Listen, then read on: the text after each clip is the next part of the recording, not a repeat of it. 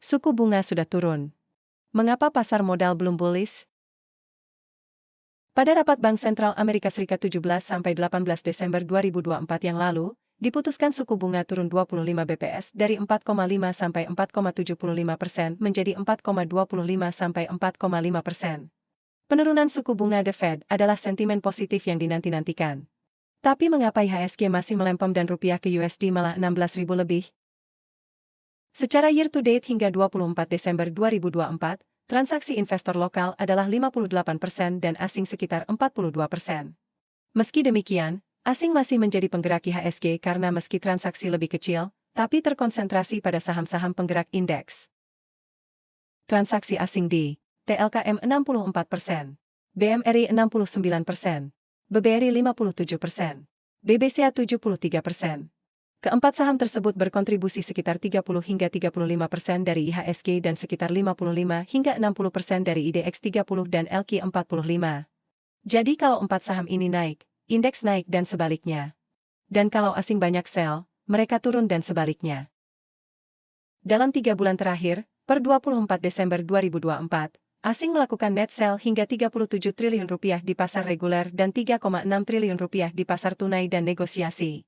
Transaksi penggerak pasar adalah yang di pasar reguler, karena harga di tunai dan negosiasi tidak mempengaruhi harga penutupan.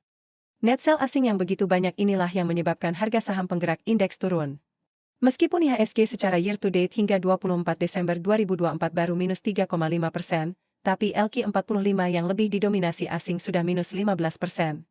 Pertanyaannya, kenapa asing melakukan sell saham di 2024? Penggerak dana asing di 2024 ini adalah ekspektasi penurunan suku bunga The Fed.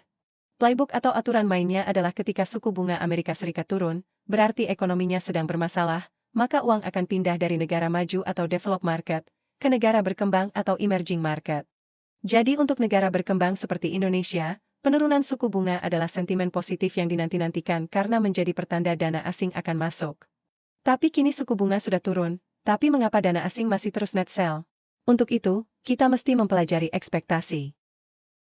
Suku bunga Amerika Serikat turun 100 BPS di 2024 dalam 3 kali. 50 di September, 25 di November dan Desember.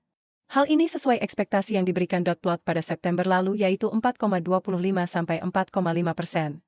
Yang menjadi masalah adalah ekspektasi 2025. Versi September, prediksi turun 3,25 sampai 3,5%. Versi Desember, menjadi 3,75 sampai 4%. Bukankah tetap turun? Apa masalahnya 2 kali, 50 BPS ke 3,7